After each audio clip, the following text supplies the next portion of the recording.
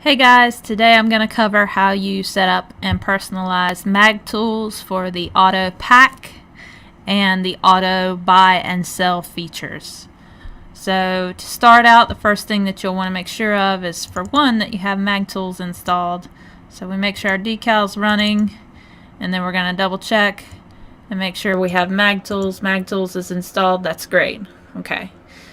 Next thing we're going to do is we're going to go to My Documents. Now, if you did the batch install, you should have these folders, but you're going to want to go to the Mag Tools folder, and you'll notice you have different files here for the different vendors that are in the game.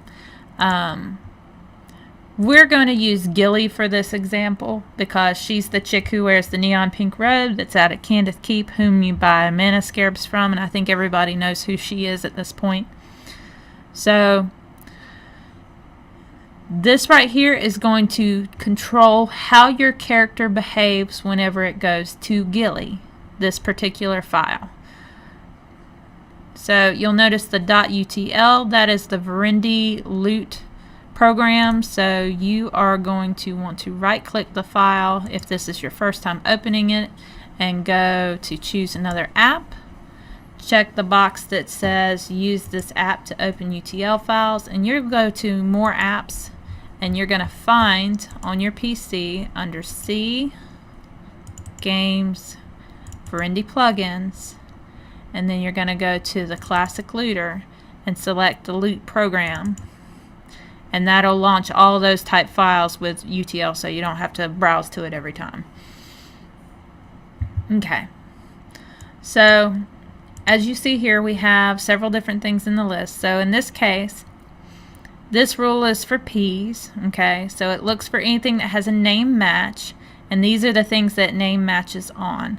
Now, each item is separated with a pipe, which, if you don't know what a pipe is, it is shift, and it is the backslash on the keyboard, which is the key above the enter key. So you'll want to divide each piece using that if you have multiple items in a list, okay? And then it tells the action that it handles whenever it gets a name match on those items to sell.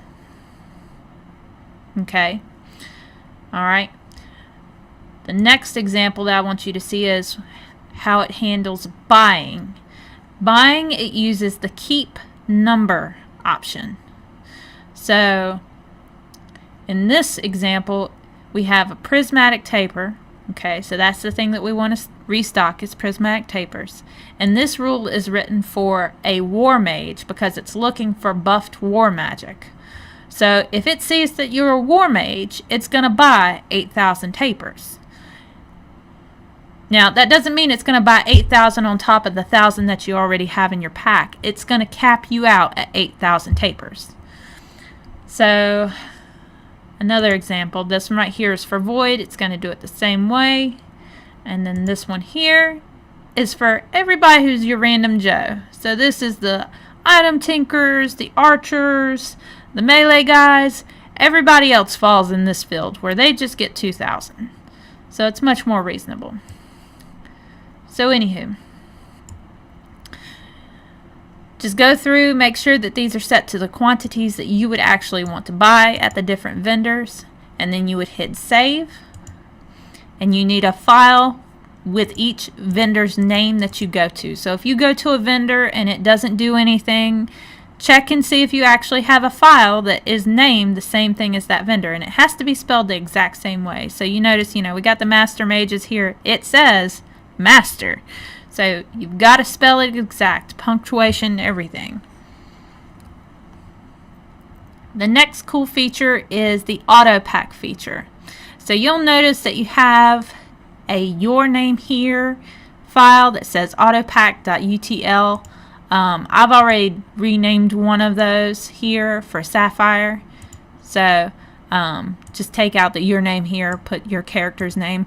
You'll want to do this for each one of your characters that you actively play. Now the numbers here in the keep section refer to the pack number that it will put the items that match the rule in. So 0 is main pack, where 1 is pack 1, and so on and so forth. Ones that say 2-3 or 4-5, that is obviously more than a single digit number, it's to put in those packs. So if when in doubt, take a look at this here. It'll remind you, keep in mind that if you want to do a large pack range, you don't do 2, 3, 4, or you would be 2, 3, 4, not 24. Blech. It does not do through with a dash. It needs the exact number of the pack that you want the items in.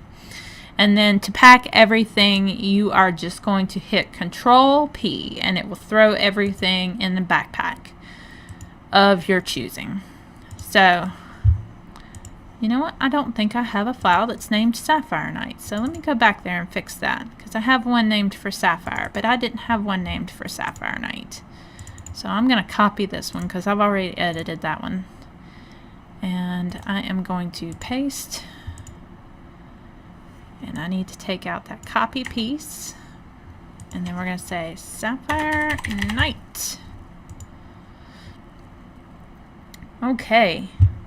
Alright. So then I am, because I want my account information to stay private, log in to Sapphire.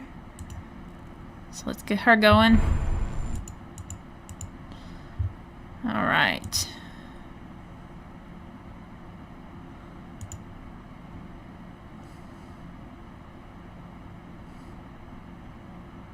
We're going to hit Control P, and there it goes. It's putting everything away. Ta-da! Now, for those of you who like to write metas and whatnot, you can also use the /MT AutoPack option.